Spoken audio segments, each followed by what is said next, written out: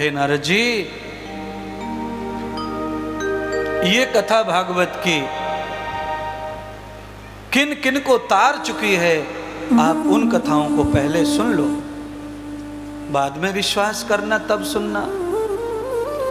नारद जी ने कहा चलो सुनाओ। पहले कथा सुनकर कौन उत्तर गया है, जिससे मेरे पितर तर जाएंगे, मुझे कैसे विश्वास हो।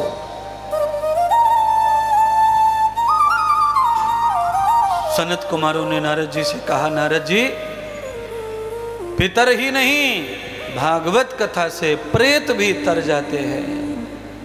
नारद जी हंसे और कहने लगे, कहने से क्या होता है, कुछ सुनाओ, बताओ, दिखाओ। सुनाओ, बताओ, दिखाओ, ये मैंने 2 घंटे पहले भी कहा और अब दोबारा रिपीट किया। नारद जी ने जो डिमांड की वही मैंने बिना डिमांड के आपको चैलेंज किया था कि कथा सुनाऊंगा भी, बताऊंगा भी और दिखाऊंगा भी। नारद जी को आज ये तीनों दर्शन कराने के लिए सनत कुमारों ने वचन दे दिया।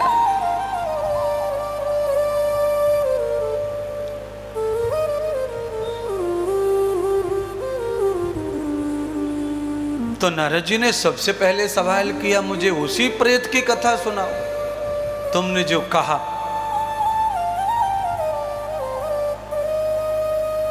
सनत कुमारों ने नारद जी को कहा कि तुंगभद्रा नदी के तट पर आत्मदेव धुंधली नाम के ब्राह्मण ब्राह्मणी रहते थे।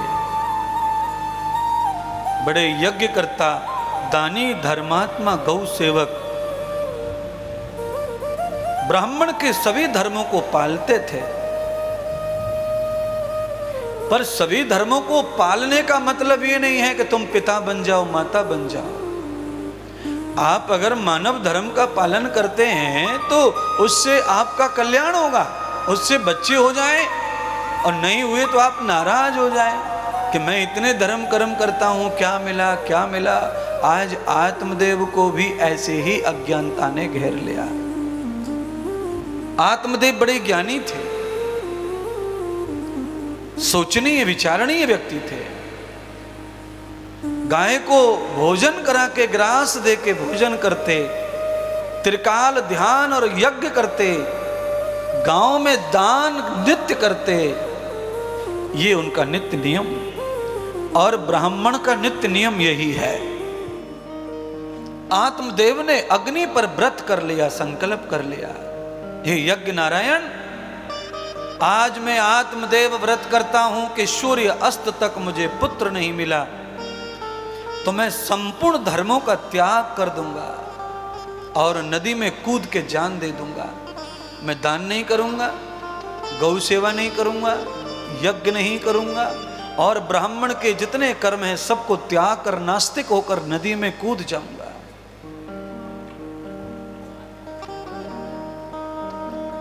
आत्महत्या कर लूंगा अगर आज मुझे पुत्र नहीं हुआ तो मेरी क्या जिंदगी का मतलब।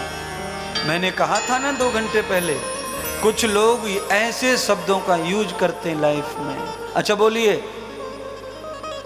3 बार यज्ञ दिन में करता है, दिन भर दान करता है, गौ सेवा करता है, उसके बाद एक औलाद नहीं है तो जिंदगी सारी सूनी लग रही है, और जब से बुद्धि सदाचारी थी तो जिंदगी में औलाद की जरूरत कभी महसूस नहीं की। ब्राह्मण ने निरंतर अपने जीवन को परमात्मा को सौंप दिया था। आज अचानक न जाने कैसे बुद्धि बदल गई। ये बुद्धि को बदलने वाले कौन होते हैं आपको मालूम है? बुद्धि को बदलने वाले अपने वाले लोग होते हैं, अपने लोग। किसी को बेटा ना हो तो कौन टोचता है? दूसरे मोहल्ले का आदमी आता है टोचने है। कोई तो इतनी लुचड़ी बात करती है, औरत ऐसी बात कह जाती है कि औरत सुन के मर जाए।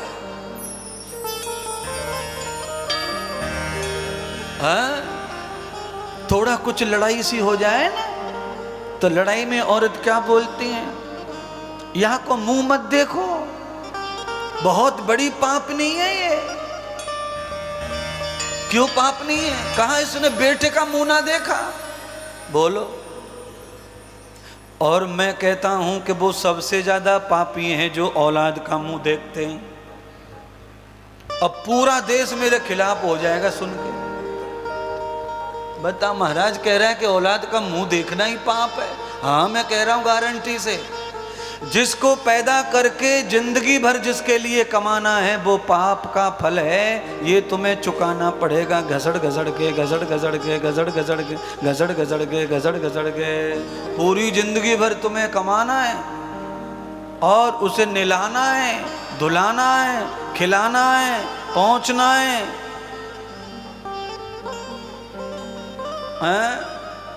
क्या बात है माता श्री, बुरी लग गई बात? काम आ गया कुछ? अच्छा अच्छा।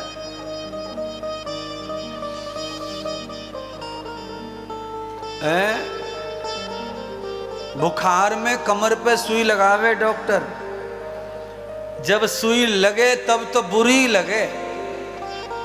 12 को सो मुंह है जाए आदमी को, मुंह सकोड़ना पड़े तब जाके सुई झिले। और जैसे ही सुई निकल जाए 15 मिनट के बाद में जो हाथ देखे ठंडक सी आ जाए, तो एक आध मेरा शब्द सुई की तरह चुभ भी जाए तो समझना बाद में ये ठंडक देने वाला है, बाद में ये आनंद देने वाला है। कोई कोई शब्द लगता जरूर सुई की तरह है, पर उसके अंदर बुखार भगाने की दवा भरी पड़ी हो।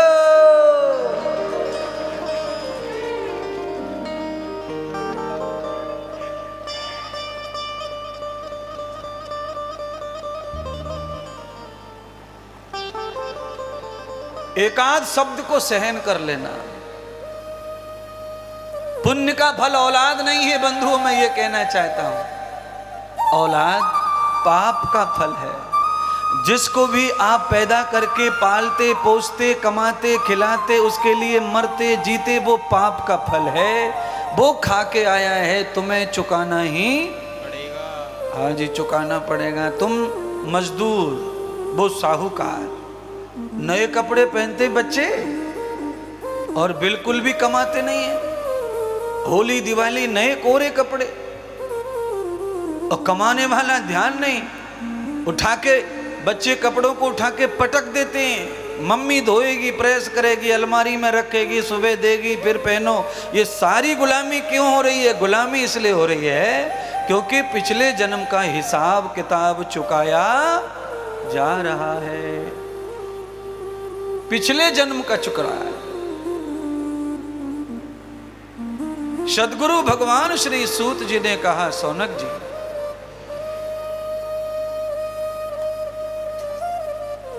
सद्गुरु भगवान श्री सनत कुमार कहने लगे, श्री नारद जी,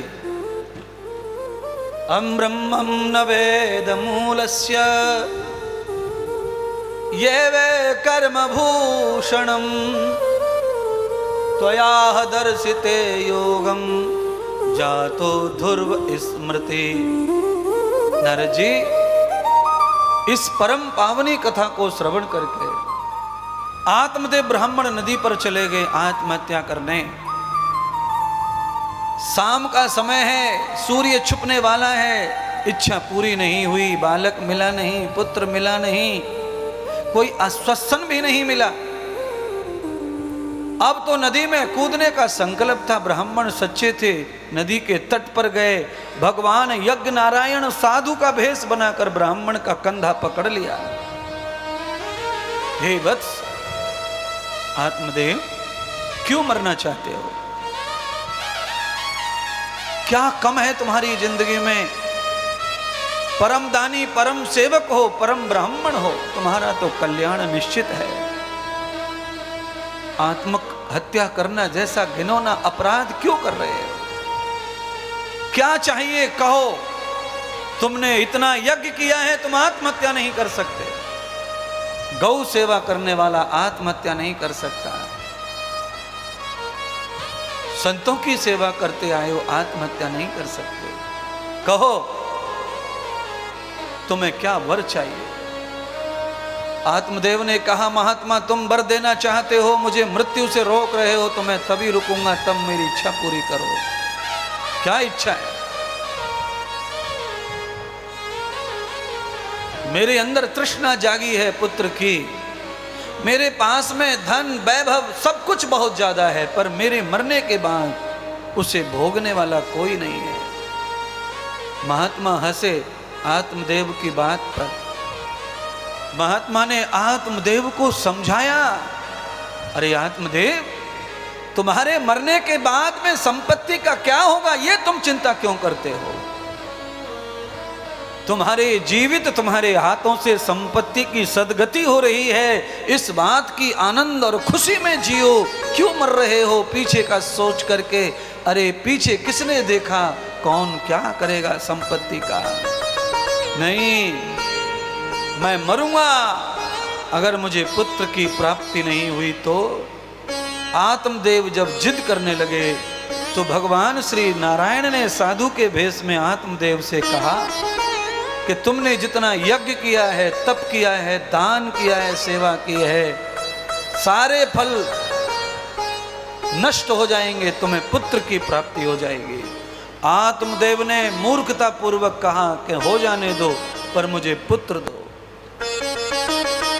जिंदगी भर का किया कराया पुण्य नष्ट हो जाए, पर पुत्र दो। भगवान हंसे और कहा, पुत्र का फिर क्या करोगे? अरे पुत्र जब पैदा करो जब तुम्हारे पास में पुण्य हो। जिनके पास पुण्य होता है उनका ही पुत्र सदाचारी धर्मात्मा कल्याण करने वाला निकलता है, अन्यथा जिनके पास पुण्य नहीं रहता उनका पुत्र केवल संपत्ति का नाश करने वाला निकलता है। सच कहा, एकदम सच कहा। आप जितने भी परेशान होंगे अपनी अपनी औलाद से, आप सब समझ लो कथा को। औलाद पैदा होने के बाद पुण्य होना चाहिए माँ बाप की झोली में, तब औलाद अच्छी निकलती है, अच्छी बनती है। माता पिता अपने मुंह से ही कहते फिरते हैं रोज, हमने कौन से पाप किए जो ऐसा बालक ऐसा बालिका मिली है? किस जन्म का पाप हमारे पेट से पैदा हुआ है जो इतनी तकलीफ हमें दे रहा है? हाहाकार मचा रखा है समाज में। बंधुओं, आत्मदेव ने सारे पुण्य भगवान को दे दिए और भगवान ने एक फल उठाया और आत्मदेव को दे दिया। आत्मदेव उस फल को लेकर घर पर आया और वो फल अपनी पत्नी को दान किया, धुंधली को। पर धुंधली ने फल नहीं खाया, क्योंकि वो तो दुरुचिरणी थी, दुरद्र थी। बहुत लोग हैं ऐसे जो नहीं लेते फल प्रसाद।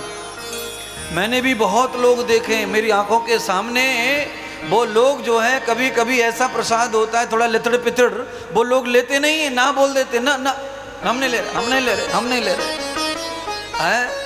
अरे मूर्खो, जो लिथड़ पिथड़ देख रहे हो थाली में, उससे ज्यादा तो तुम्हारे पेट में भरा पड़ा है लिथड़ पिथड़। उसे लेके घूम रहे हो कि नहीं घूम रहे हो?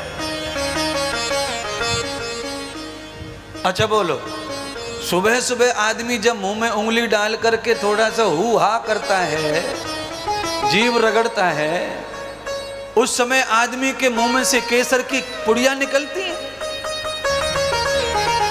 है? हाँ जी, क्या निकलता है सेठ जी? वो करता है, तब क्या निकलता है सुबह सुबह? समझ गए सब? अच्छा बोलो, इतनी गंदगी मुंह से निकल रही है सुबह सुबह और उसे देख के आदमी को बिल्कुल घृणा नहीं है, बिल्कुल। और उसमें से आधा सा थूक कोई पड़ोसी थूक दे अपने घर में, फिर देखो आग बबूला हो जाए। बताओ, हमारा घर गंदा कर दिया, ये कर दिया, इसको बुद्धि है क्या, अकल है क्या, भैंस का पड़ रहा है क्या, फलाना है क्या, ढिकाना है क्या, पूरी दुनिया का प्रवचन सुना देता है और खुद दिन भर घर में थूकता रहता है, थूकता रहता है, कोई गंदगी नहीं। पर दूसरे का देखा तो आदमी परेशान हो जाता है। ऐसे ही दूसरे की बुराई दिखे अपनी दिखती है।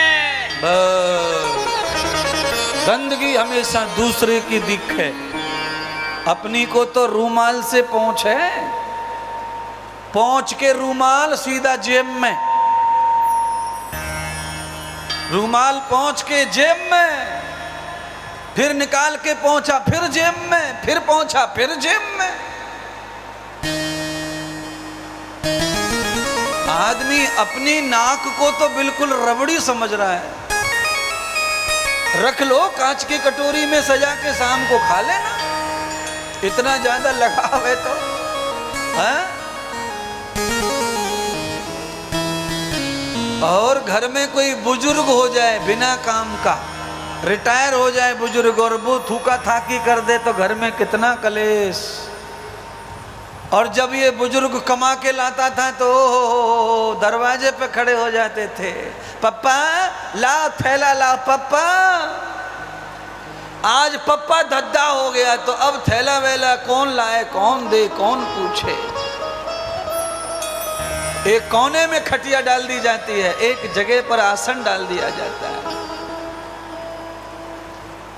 समझा इसीलिए रहा हूं कि तुम सबके साथ में होना है। ये जो जो इतरा रहे जवानी में, ये सब होना है। तैयार रहो।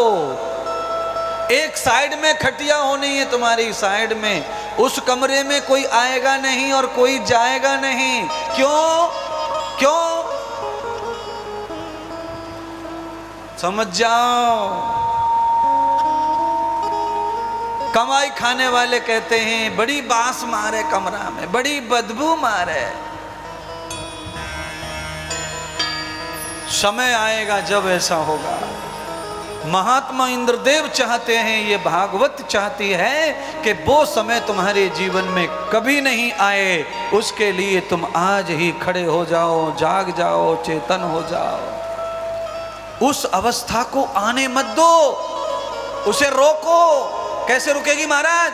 ध्यान करो, भजन करो, कीर्तन करो, तीर्थ करो, घूमते रहो, पड़े मत रहो, गले मत रहो, सड़े मत रहो।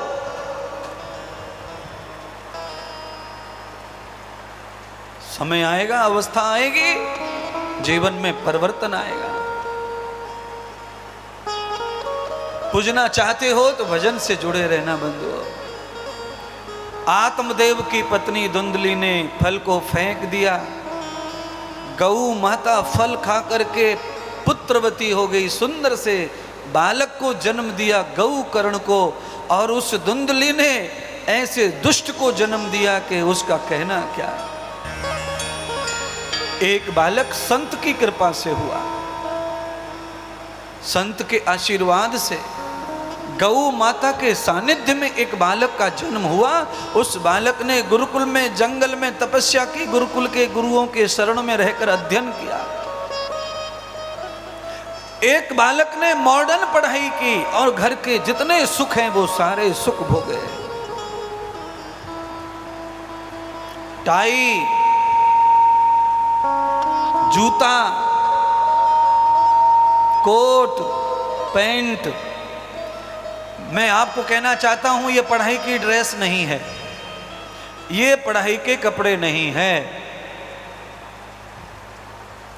पढ़ लिखने के बाद में जब आदमी अप टू डेट हो जाता है, उसके बाद ये कपड़े पहनना है। पहली बार जब दूल्हा बने तब कपड़े पहनना है।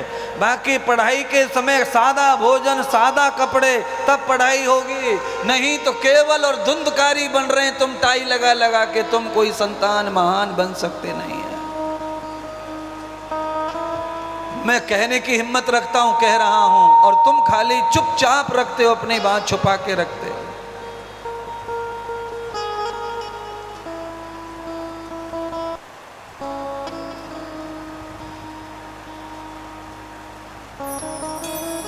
मैं छुपाऊंगा नहीं कुछ भी, बिना कहे रहूंगा नहीं, क्योंकि मुझे तुम्हारे घर में धुंधकारी नहीं, तुम्हारे घर में गौ करणों का दर्शन करना है, जो तुम्हारी विपत्ति में तुम्हें साथ रखें, संकट आने पर गले लगाएं और तुम्हारे को बंगला देवे रहने के लिए, सोने का सिंहासन देवे सोने के लिए। आत्मदेव का भोग का विलास का बालक धुंधकारी पापी बन गया। शिक्षा के समय, पढ़ाई के समय संगत अच्छी नहीं, दुष्ट संगति में रह करके दारू पीवे, शराब पीवे, मदरा पान करे, अंडा मांस खाए, वैश्याओं का संग करे। ये सारे अवगुण उस बालक में आ गए जिस बालक को चाहना प्राप्त करने के लिए तन सबदन पूजा पाठ सब त्याग दिया आत्मदेव ब्राह्मण ने।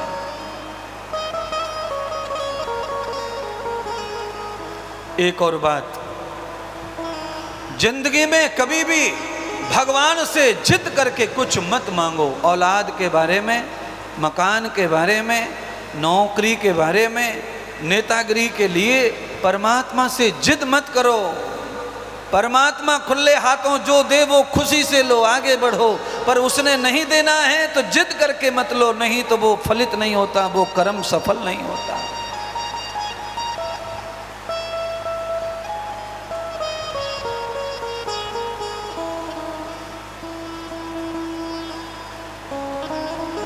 सदगुरु सूत कह रहे हैं, सदगुरु सनत कुमार कह रहे हैं, नारद ऐ सौनक जी, धुंधकारी ने पिता की सारी संपत्ति को समाप्त कर दिया जिंदे पर। और आत्मदेव ने कहा था भगवान से, साधु से, कि मेरे मरने के बाद मेरी संपत्ति कौन खाएगा? तो भगवान कह रहे हैं देखो मरने की जरूरत ही नहीं पड़ी, जीवित पर ही संपत्ति का नाश कर दिया।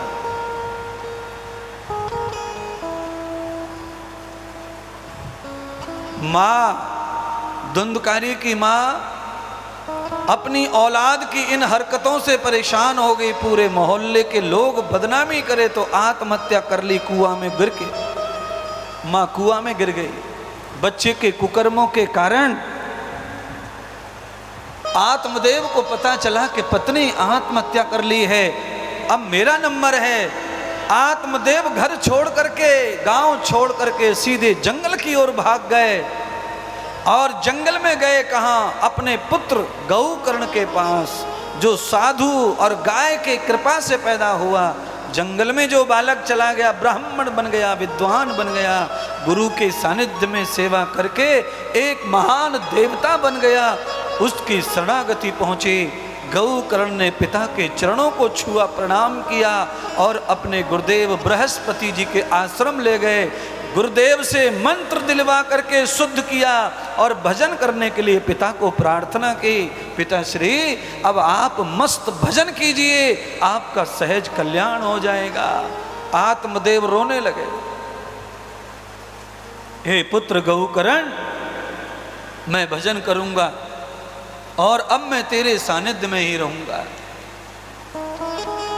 तेरे भाई की हत्या हो गई, वैश्याओं ने मार दिया, जिंदा जला दिया अग्नि में, वो प्रेत बन गया है, पूरे गांव को तकलीफ दे रहा है। उसकी विधि नहीं हुई है, उसे चिता नहीं मिली, उसका पिंड नहीं हुआ, उसका श्राद्ध नहीं हुआ। इसलिए हे पुत्र, तुम धर्मात्मा हो, इसीलिए उस दुष्ट का कल्याण कर दो। वो आत्मा तुम्हें भी तकलीफ देगी। गौकर्ण महाराज ने प्रेतात्मा धुंधकारी का पिंड दान, श्राद्ध दान करने के लिए श्री गया में जाकर वैतरणी पार करने वाली सब सेवाएं की। गौकर्ण महाराज लौटते हुए आ रहे थे श्राद्ध करके गया से, तो रास्ते में उनका गांव था, तो वहां थोड़ा सोचा कि यहाँ मेरा भाई मरा है, मेरा जन्म हुआ था, माता मर गई, पिता मेरे पास है, तो चलो गांव से ही गुजर जाएं घूमते हुए। तो एक दिन गांव में आकर रुका तो पूरी रात्रि धुंधकारी ने, प्रेत ने सपने में डराया। रो रो कर, चिल्ला चिल्ला कर कहा, भैया मेरी रक्षा करो, मैं भटक रहा हूं, मेरी रक्षा करो। मैंने तुम्हारा श्राद्ध किया है धुंधकारी, मैंने पिंड दान किया है, तुम्हारे पितर बिठाए हैं गया में। धुंधकारी ने कहा, भैया गौकर्ण तुम कितने भी श्राद्ध कर लो, कितनी भी गैया जिमा लो, मेरी मुक्ति नहीं होगी, क्योंकि मैं महापापी हूं। मैंने अपने पिता का अपमान किया है और माता की हत्या की है। मां को मारने वाले का श्राद्ध तर्पण करके भी उसका उद्धार नहीं होता है। मेरी घटना गौकर्ण महाराज उसी समय लौट कर आए, पिताजी को सब दशा बताई और अपने गुरुदेव को बताई, बृहस्पति जी को बताई। गुरुदेव, मेरी उस दुरात्मा दुष्ट भाई का कल्याण कर। कैसे होगा? उसने सपने में मुझे बताया है वो भटक रहा है। पिता के कहने से मैंने श्राद्ध तर्पण सब किया है, फिर भी वो सपने में आया। तो बृहस्पति कहने लगे, गौकर्ण, उसका उद्धार नहीं हो सकता, उसका कल्याण नहीं हो सकता। फिर भी तुम जिद करते हो तो जाओ, भगवान सूर्य जी से, भास्कर देव से पूछो, जो मेरे गुरु हैं, बृहस्पति के गुरु सूर्य नारायण के पास में गौकर्ण महाराज गए। भगवान सूर्य से पूछा, उस प्रेत आत्मा की मुक्ति कैसे होगी? तो सूर्य भगवान ने कहा, जाओ उस प्रेत आत्मा को किसी जगह स्थापित करो और ऐसी जगह बिठाओ कि वो वहां जगह में समा जाए और बैठ करके अनुष्ठान को स्वीकार कर ले। हे गौकर्ण, बांस की लकड़ी लेके आओ और बांस की लकड़ी से मंडप बना करके उसी में तुम्हारे भाई प्रेत की स्थापना करो। गाय के गोबर से लीप कर मंडप को सजाओ और उसमें चौक लगाकर देवताओं की स्थापना करो।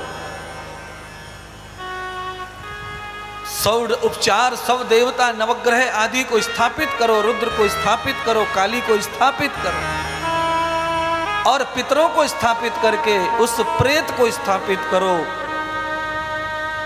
और पवित्र भाव से परम पावनी भगवान श्री कृष्ण की अमृत लीला श्री भागवत कथा का श्रवण कराओ। जो श्राद्ध से नहीं हुआ, जो तर्पण से नहीं हुआ, जो पिंडदान से नहीं हुआ, वो श्रीमद् भागवत कथा से उसका उद्धार हो जाएगा। ऐसा कहते हुए सूर्य भगवान ने गौकर्ण जी को आदेश दे दिया। गौकर्ण अपने क्षेत्र में आए, सारी जमीन को साफ करवा कर बांस की बल्लियों से मंडप पुड़वाया, पूरे क्षेत्र में न्योता भेज दिया कथा का, ज्यादा से ज्यादा प्रचार कथा का किया, जिससे ज्यादा श्रोता जनता पहुंचे कथा में। प्रेत आत्मा द्वंद्वकारी को बांस की लकड़ी में स्थापित कर दिया। स्वयं भगवान गौकर्ण कथा श्रवण करा रहे।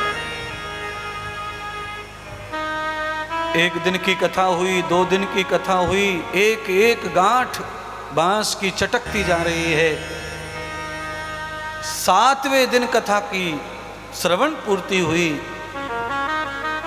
जैसे ही राजा परीक्षित को मोक्ष की कथा मिली, वैसे ही बांट के टुकड़े हो गए और उस बांस में से एक सुंदर पुरुष का दर्शन हुआ। एक सुंदर बालक, एक सुंदर आदमी प्रकट हो गया। पूरा पांडाल भरा हुआ था बहनों भाइयों कथा श्रोताओं से। सब खड़े हो गए, उसके दर्शन करने लगे और सबने सवाल पूछा, तुम कौन हो, तुम कौन हो, तुम कौन हो?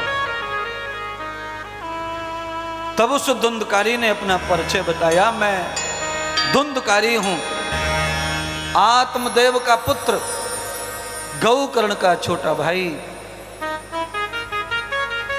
मैंने अपने माता पिता के पाप और अपराध किए,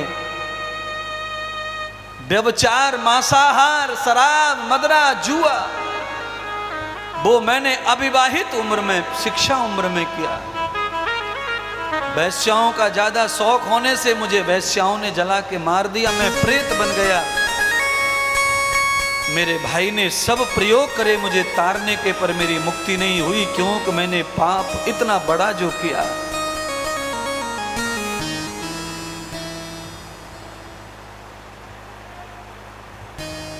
आज श्रीमद् भागवत की कथा 7 दिन की सुन करके मेरी मुक्ति हो गई संपूर्ण पापों से, मैं पुनः मनुष्य बन गया। पूरे गांववासी हैरान हो गए। सबने गौकर्ण महाराज से शिकायत की, महाराज 7 दिन हमने भी मेहनत और काम छोड़ के कथा सुनी, पर हमारा कल्याण नहीं हुआ और तुम्हारे पापी भाई का कल्याण हो गया। इसका मतलब है ये कथा तुमने हमारे लिए नहीं अपने भाई के लिए ही करी है। हम तो व्यर्थ में ही तुम्हारी कथा की शोभा बढ़ा रहे थे। गौकर्ण कहने लगे, नहीं गांववासियों, मैंने तो सबके कल्याण के लिए कथा की थी, भाई के लिए भी की थी। बृहस्पति ब्राह्मण से पूछा, गुरुदेव समाधान करो जनता का, नहीं तो उंगली उठा रही है। बृहस्पति ब्राह्मण ने कहा कि ये भागवत कल्याण उसी का करती है जो इसके कल्याण के भाव से पांडाल में आकर जो बैठ जाता है, लकड़ी की तरह हिलता न डुलता, शांति से कथा सुनता है।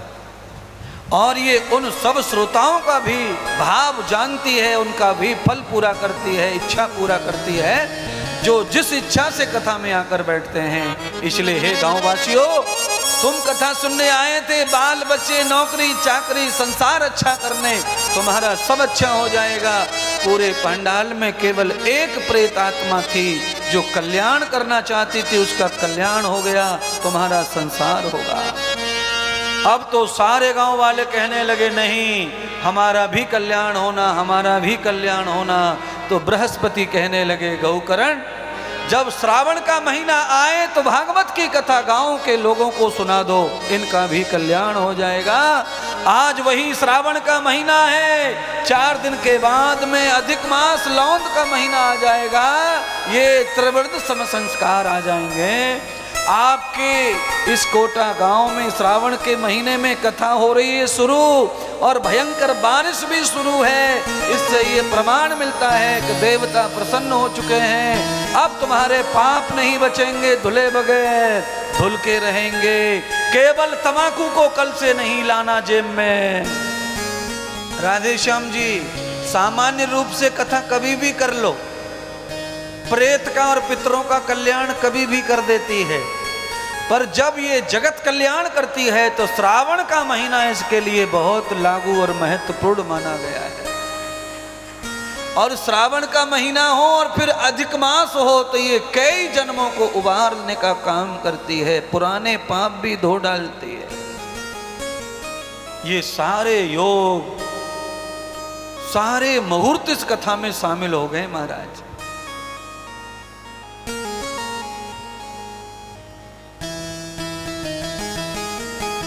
और सब विध शुभ होगा, सब कुछ सबका कल्याण होगा कथा से। जगत कल्याण हुआ तो गौकर्ण महाराज के मन में सवाल उठा, गुरुदेव पहली कथा से मेरे भाई का उद्धार हो गया, दूसरी कथा से समाज का उद्धार हो गया, पर मुझ अभागे का उद्धार कब होगा? ये आयोजन तो मैं करता हूं। तब बृहस्पति ने कहा कि अधिक मास में तुम्हारे लिए कथा करो, तीसरी बार।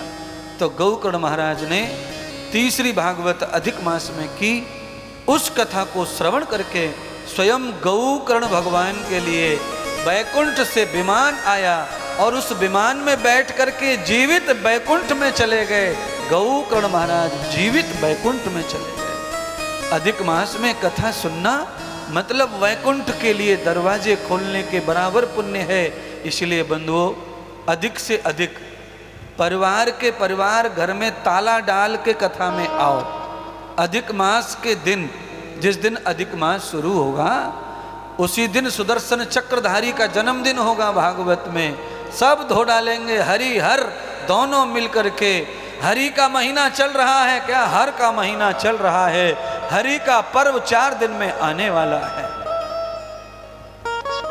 दोनों देवता मिलकर सृष्टि चलाते हैं तो तुम्हारे जीवन को भी धो डालेंगे।